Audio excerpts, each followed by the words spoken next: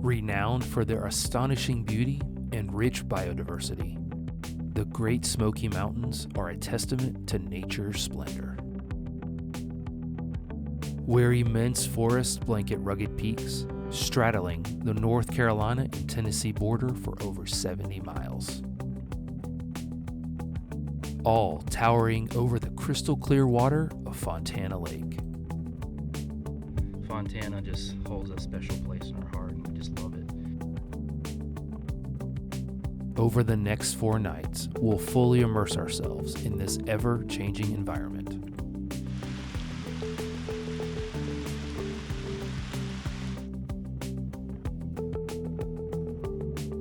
Whether you seek the excitement of exploration or the solace of serenity, this part of the world beckons with open arms. Pretty crazy just to come across this in the middle of the Great Smoky Mountains National Park.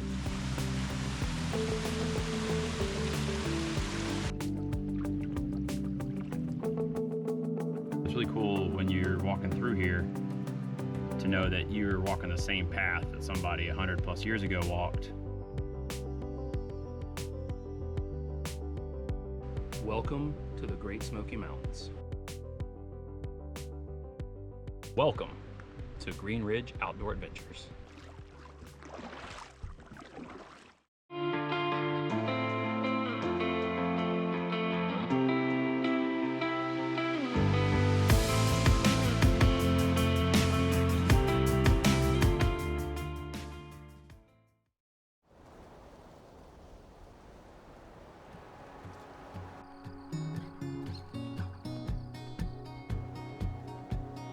Early June in the Great Smoky Mountains provides perfect temperatures, warm sunshine, and great memories.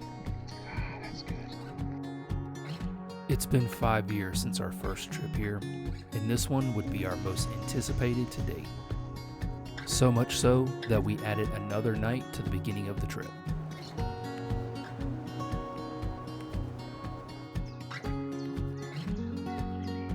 Before exploring this amazing place, we had to get some breakfast, and that started at Martin's.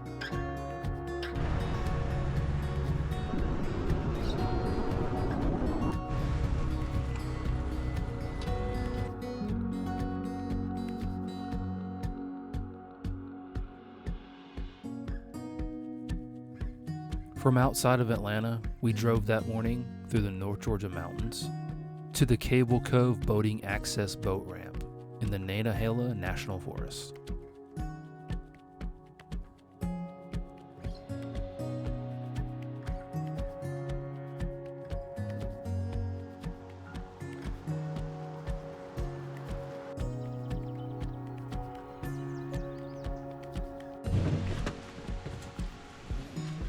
We are here at Cable Cove, and it is a gorgeous day. A little cloudy, but temperature is perfect, and just gonna unload now. Actually, I never strapped it down.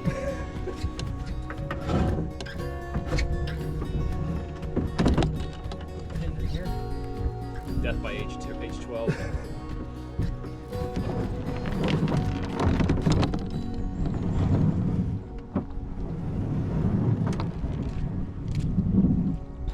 I did strap it down. That was a joke. I got my can of insect repellent. But you can spray this all over your gear, and it should repel. Like, they don't even come near you. We are all packed up here at Cable Cove, and it's beautiful weather. We got about a 5-mile paddle. I think we're gonna stop off at campsite 87 to see what it's looking like. But overall, a little over 5 miles. We all ready? Let's go. Let's do it. Woo.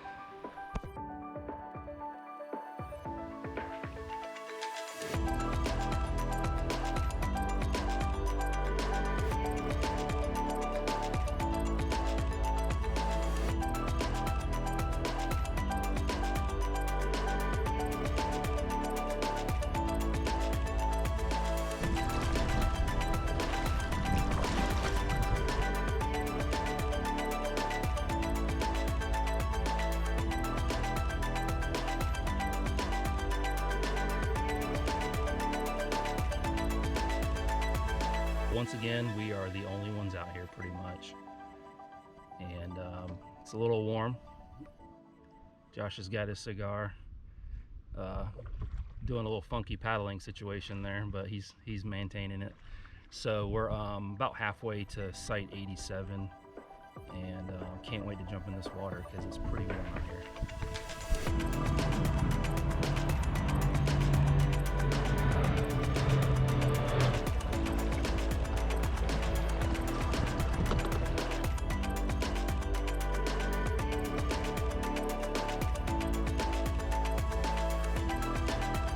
We're paddling now to hopefully stop by campsite 87.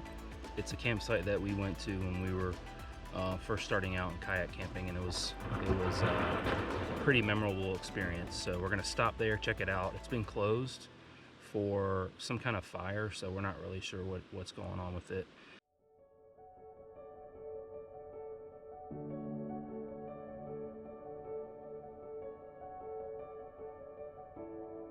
Campsite 87, it should be at the top of this hill, and it's been closed since November, I think, for a fire.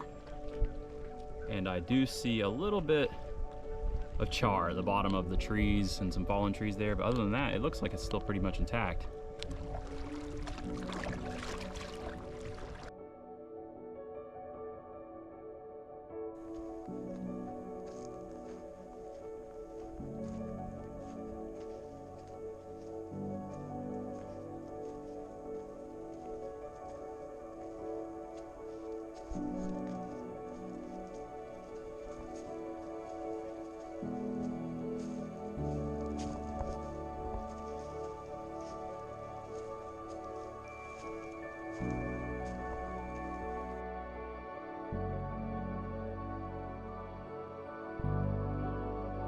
Look at all the charred stuff everywhere.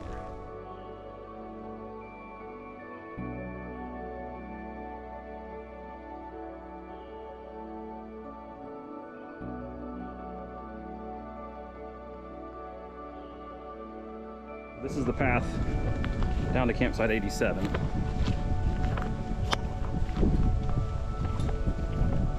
You can still see some of the charred remains of the trees. Here's the bare food cables.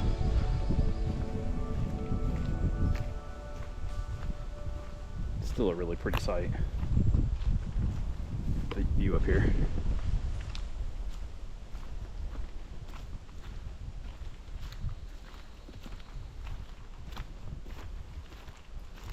This site is a hike to get up to too. You have to, if you're in a kayak or something, you have to dock down at the bottom, hike all your stuff up here.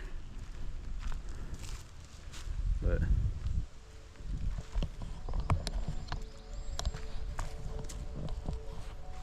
not too bad. Not as bad as I was expecting.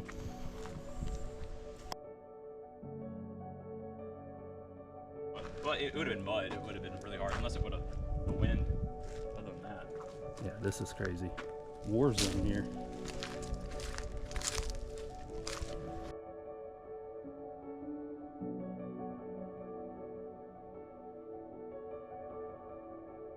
We were here 5 years ago. I think your tent, where was your tent? Right here? Somewhere maybe here? Yeah, I think so. I think your hammock was down here. I think my tent was right there. Yeah. And I think my hammock was right here, maybe? Yeah. And just like 5 years ago, we went to the jump rock.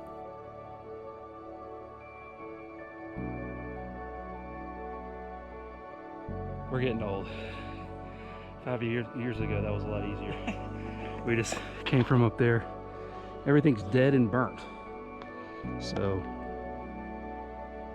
it's just like us, yeah.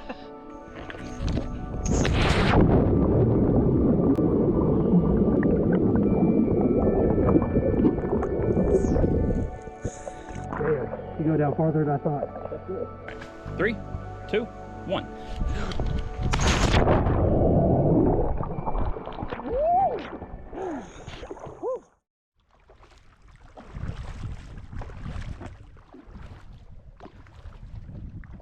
So we just left 87, kind of explored that. reminisced a little bit. Now we're heading to Site 90. It's another couple mile paddle up Eagle Creek, and it's about 2:45 now. I bet we'll be there by 3:15.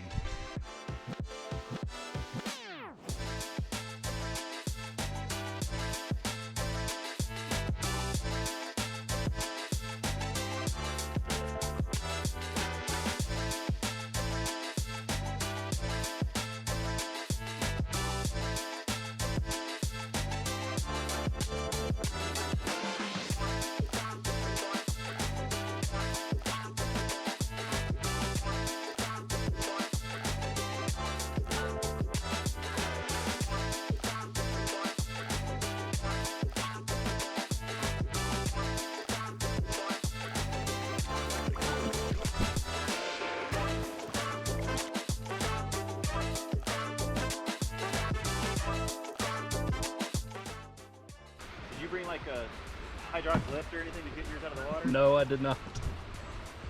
You might have to like anchor it offshore or something. Yeah, the mighty H12 Did you bring a dinghy? is girthy.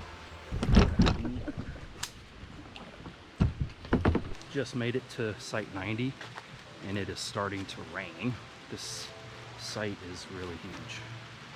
You can see it's this whole area, and then the water is right here. So you got your bare cables here, 2 sets, and then fire pit, big, lots of area for tents. You've got your stock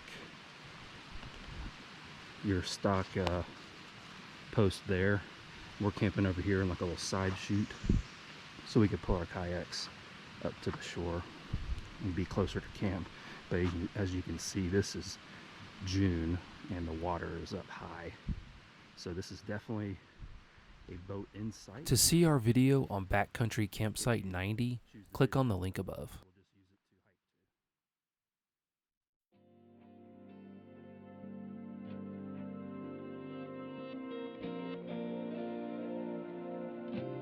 Despite the light rain, we unpacked our kayaks and set up camp for the night.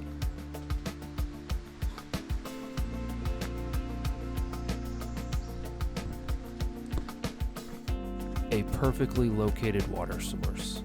Lost Cove Creek passes Campsite 90 as it empties into Eagle Creek and Fontana Lake.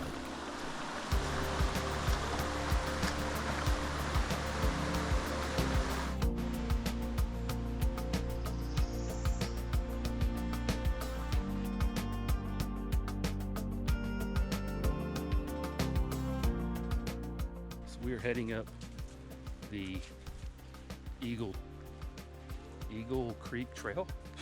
The bugs are ridiculous. Gonna go check out this bridge up here that looks old, but apparently it's from the 1990s. Now old. Yeah, I guess that is technically old. So just walking up from Campsite 90 and gonna go check this out.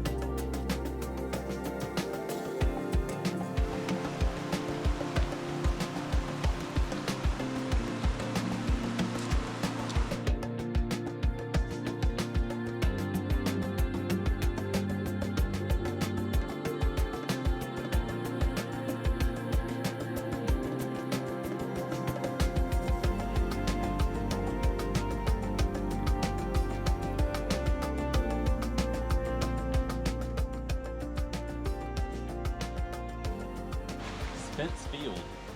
Oh, I've heard about that. It's only 8.7 miles.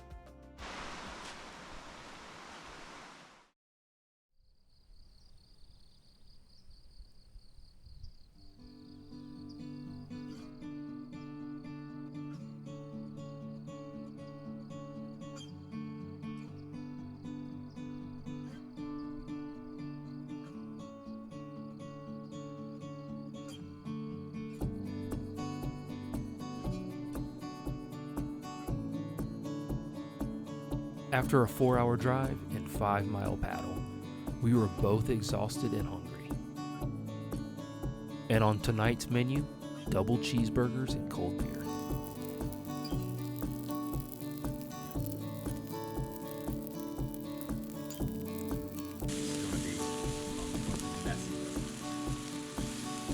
Yeah, these look like worms. Oh yeah, Mac. Double cheeseburgers. I drop it. It's hot too. Look at that.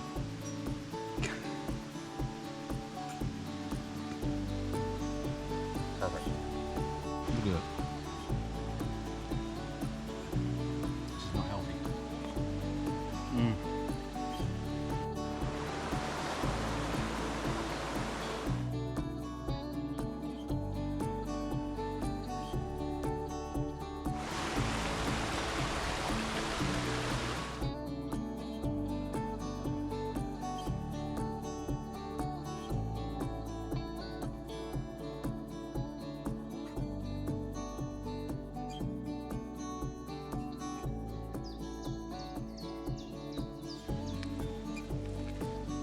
Sitting around the fire, listening to our surroundings, is what these trips are all about.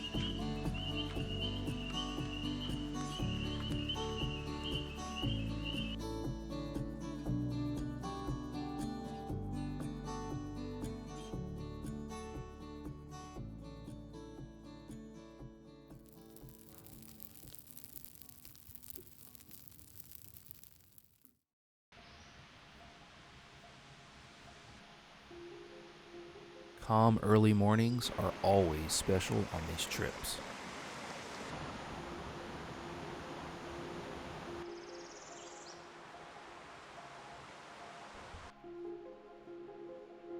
Adding campsite 90 at the last minute meant we had to pack up and paddle to the next campsite.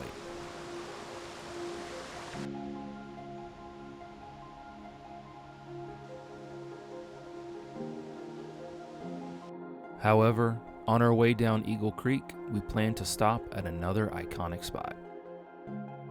We are packing up to leave campsite 90 now. It's about 10 a.m. Thursday. Pete is leaving one more offering to the dung beetle gods before we go. We're gonna head up to the copper mine, do a little exploring around there, which is northwest Fontana, just south of campsite 90.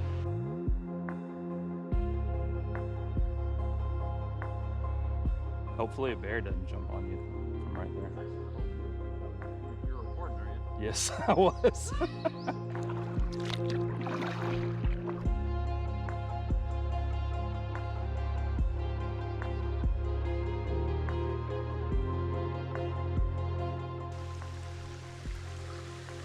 Alright, so we just made it to the bottom of the hill where the mine is.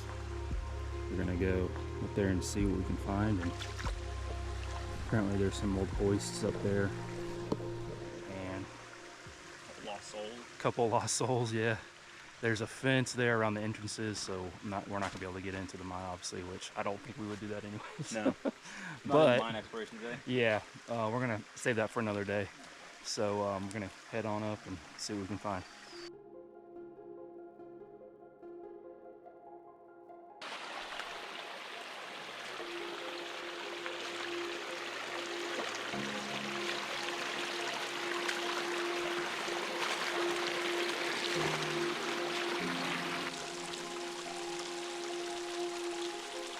All right, it's a hike up this thing. And there's like railroad ties and logs. set up as steps all the way up. I mean, now they're overgrown and trees are falling across, but there's the, as you come up, you can see the chain link fence surrounding the mine.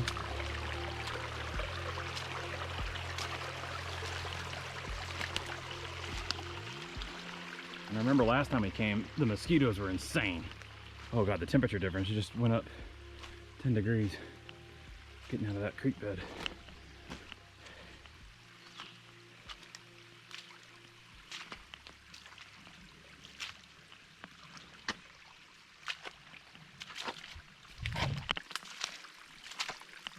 I think those trees are falling now, but before that you could see the entrance to the mine. Before the creation of Fontana Dam and Fontana Lake, small lumber towns dotted the Little Tennessee River. One of these towns was Fontana, created by the Montvale Lumber Company in 1890 to house its lumber operations. At the confluence of the Ocoa Branch and Eagle Creek, Montvale discovered the Fontana Copper Mine in 1913.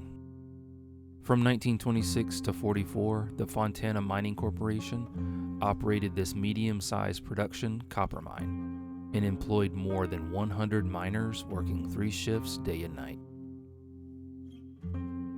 The mine consisted of a curvy, near vertical main shaft, driven to a depth of 2,100 feet below the surface. At 100-foot intervals, lateral tunnels or levels were excavated to follow strands of ore. As we explored the mine, despite many fallen trees, we came across 3 large entrances surrounded by a chain link fence. The first hole is the end of the first mine level and personnel entrance. The second is the mouth of the main shaft. And the third served as a ventilation shaft for a blacksmith, so repairs to equipment could be made on site. Right before we were about to leave, I spotted the main hoist, used to operate the mine's main lift. Not sure how we missed it. Yeah, we knew it had to be up high.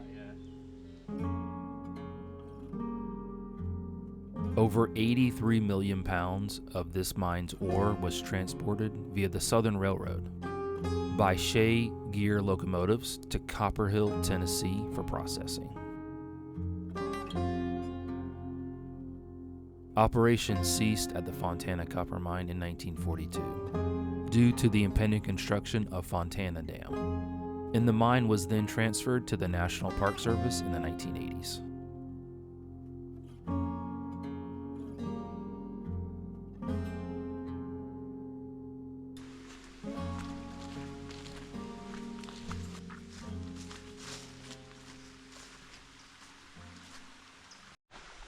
So we just left the copper mine. Pretty cool.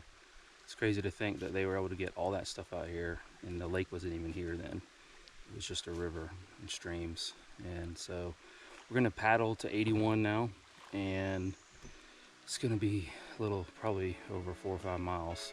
So guess we'll just have to come along for the ride.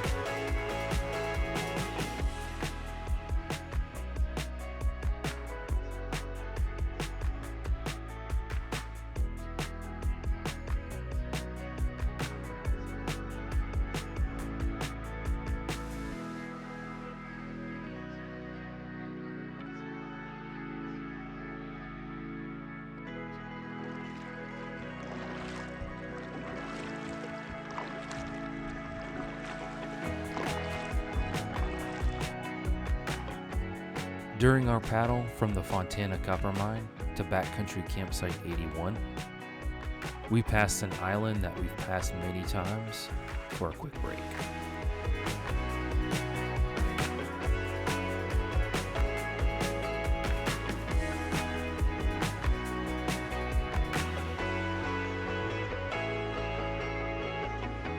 So we stopped at this island. It's actually part of the Nantahala National Forest. It's not part of the Great Smoky Mountains. So it's got some pretty cool stuff. It's got a big fire pit, a couple of built-in tables, shelves, and there's a jump rock over there. Well, it's not a jump rock. There's a jump platform over there.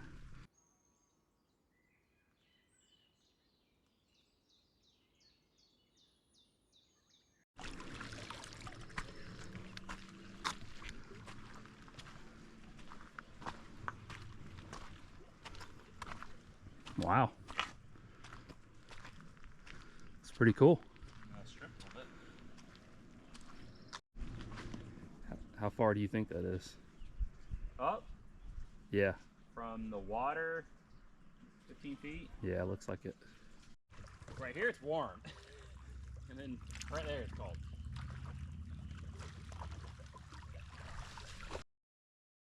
Leaving the National Forest Island, we continued west and paddled for another 2 miles to Backcountry Campsite 81, our campsite for the next 3 nights.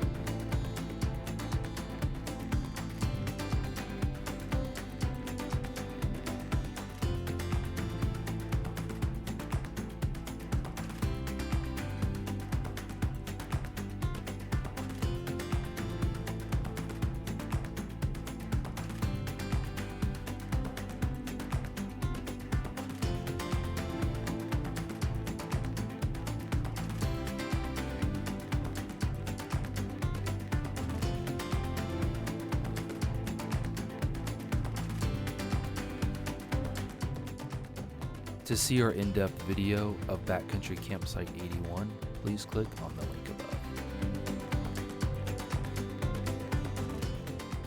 Upon exploring the area between Campsite 81 and Fontana Lake, we chose the section closest to the lake and set up camp.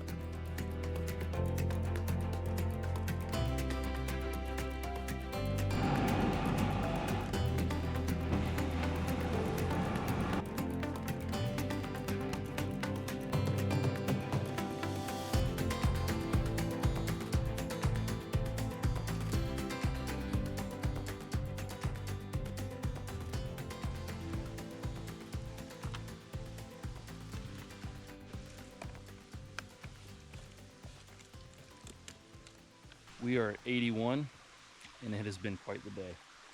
The long paddle, hot, sunburn, my knees are burnt. Everything here is wet. You can see we're right next to, can't remember the name of the creek, but I'll put it below. Josh has worked for over an hour getting this all dried out and fire started. Tent, hammocks. This is actually not 81. It's the area between 81 and Fontana Lake. Want some pistachios? But then I woke up thinking, I really don't understand, I really can't explain it, but it was like I felt like I was in a tent, but someone had trapped me in a tent. So I woke up like freaking out until I remembered I was in my tent. I had control. How are you gonna eat that? Oh, you got a spoon. Yeah, like that's gonna be hot. Oh, you got a bowl too. Yeah. I didn't let it boil. Oh, okay. Tomorrow's gonna be relaxing and reading. Swimming, relaxing and reading.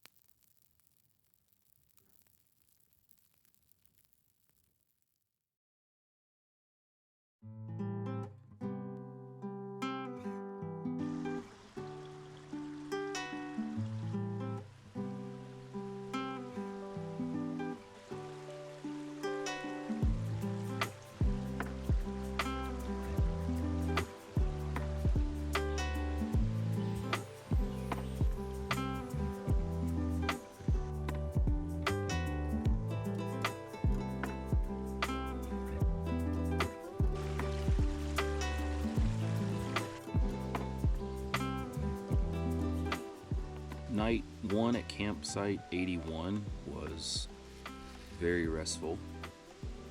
We did a lot yesterday, kayaked a lot of miles, hiked up a ridge, or hiked up the stream where the mine was.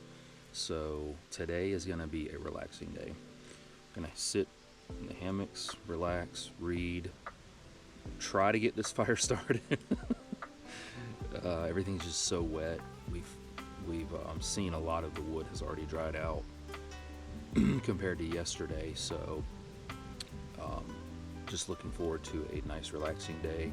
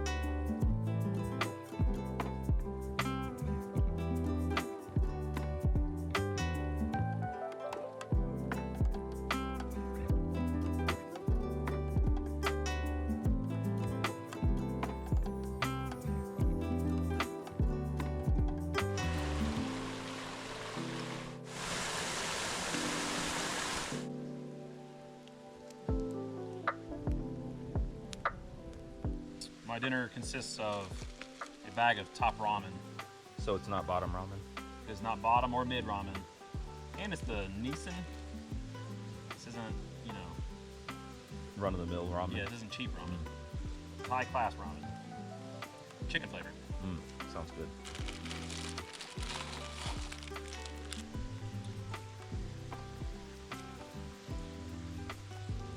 Primo. One would say it's Top? yes. Yeah, picture somebody cleaning out this fire pit and taking these pieces of firewood and just chucking them out. That's what Had to be what they it did. is. I don't understand it. They could have been trying to start a forest fire. Maybe they were on fire. Everglades City. Oh Okay, yeah. only you can prevent forest fires. Josh. Yes. Yes. We got a picture. We took a picture in front of it Yeah. because Chris was so scared Of bears, wasn't about it? bears. Yeah, because I was like, Yeah. yeah.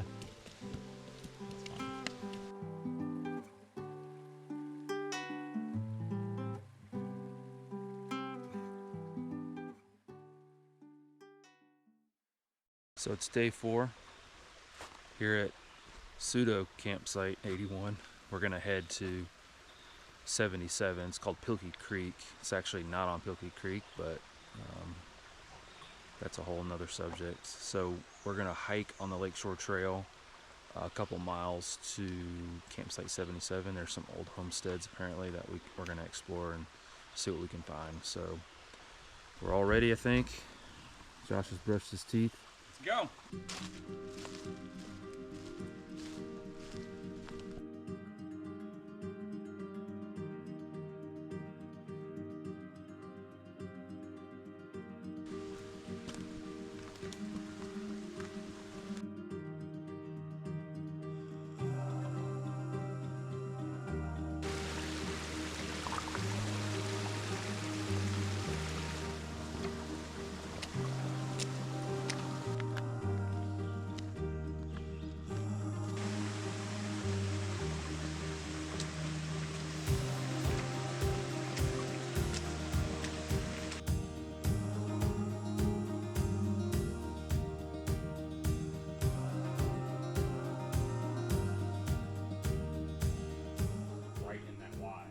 Yeah, it's like they're all intertwined. About 11:15 a.m. We've hiked about 2 miles. We're almost, I think, to some old homesteads near Pilkey Creek or Pilkey Creek campsite. And it's getting humid. Starting to get hot. We're almost there, I think. Definitely a rock wall here, which leads me to believe that this is probably where there was a settlement at one point. Can't imagine how much work this was. It was a pretty well preserved rock wall, which is above the trail, but they're everywhere. Our guess is that they were using these as terraces for farming. They used to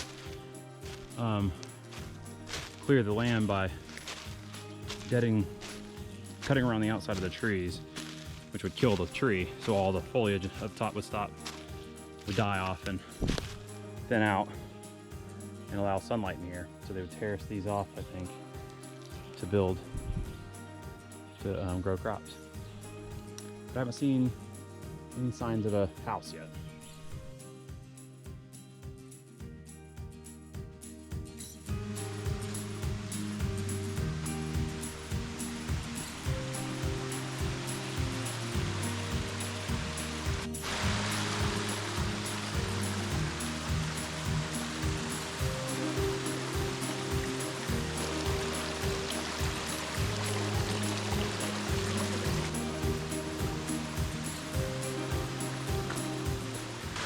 I was up there.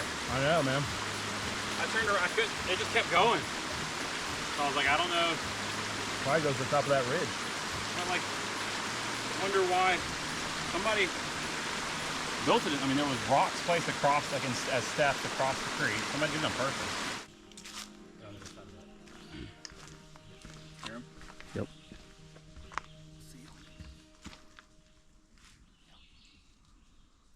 Didn't go very far. There's a couple of them. 2, 1. Hey! I see them way up there.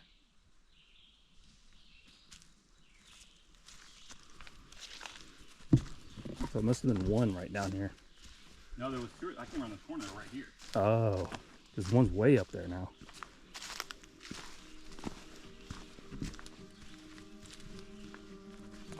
Where that sun's shining through. They're right there.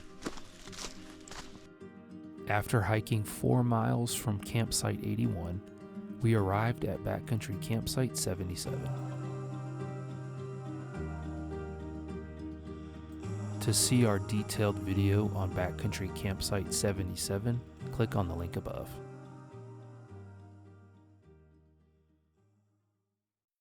At this point in our hike, I was not feeling well, so I decided to head back, and Josh continued on to see if he could find the old homesteads on Pilkey Creek.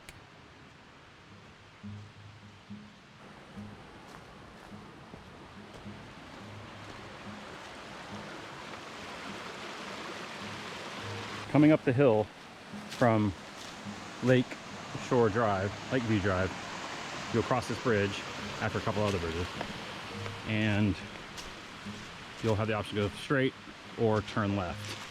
If you turn left and go up that way, it's the big cemetery. But if you go straight for quite a ways, you'll end up where it terminates into the small cemetery.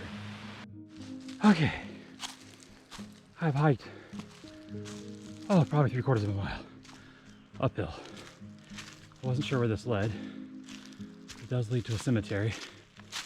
Looks like a pretty substantial one. So that tells me that the settlement's probably back down the hill. I just haven't got to it yet.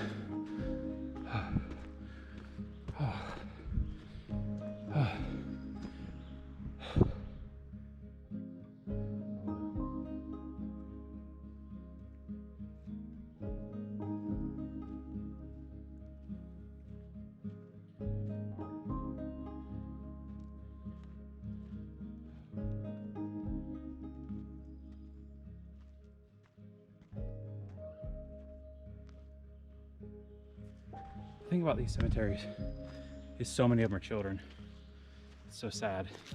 So far, almost all of these have been children. Tell you what, I don't know if I'm ever gonna find these old homesteads, but this road has some beautiful river crossings.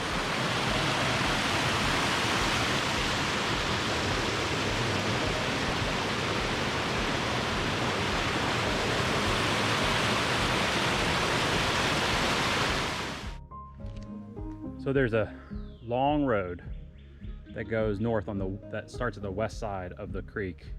When you cross over the creek, there's a bridge there, and the Lakeshore Trail goes to the left, and to the right is this road, and it comes all the way up here, and it terminates at this tiny little cemetery.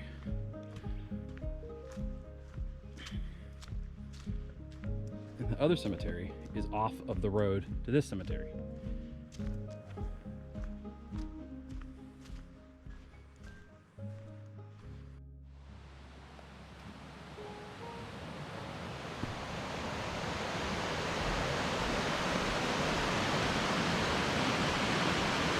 So if you're traveling west on the Lakeshore Trail, coming across the bridge, that way's to the cemetery.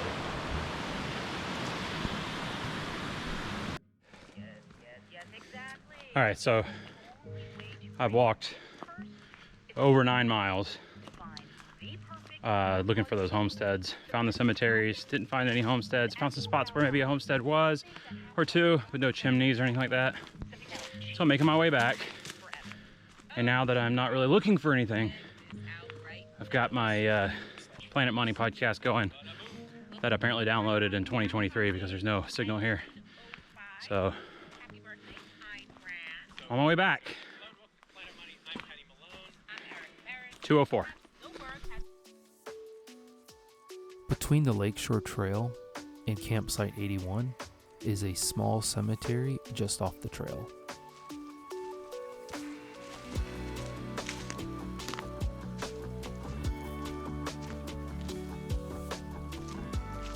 It's really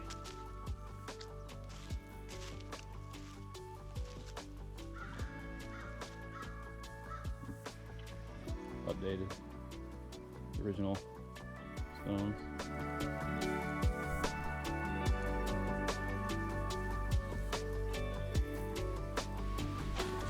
All right, it's 3:37. Walking back into camp. It's a long day, total almost 14 miles hiked. Beautiful, beautiful area, but man, tired, ready to take a swim.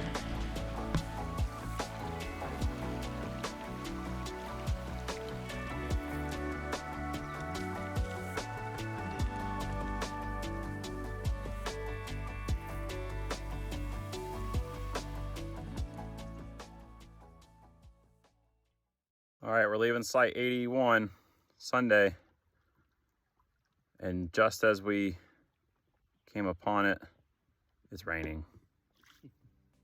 Another day of wet, damp kayaking. It wouldn't be a Green Ridge Outdoor Adventures trip without the morning that we leave, it rained and get us completely soaking wet. During our rainy paddle back to Cable Cove Boating Access, it's hard not to reflect back on the last 4 days.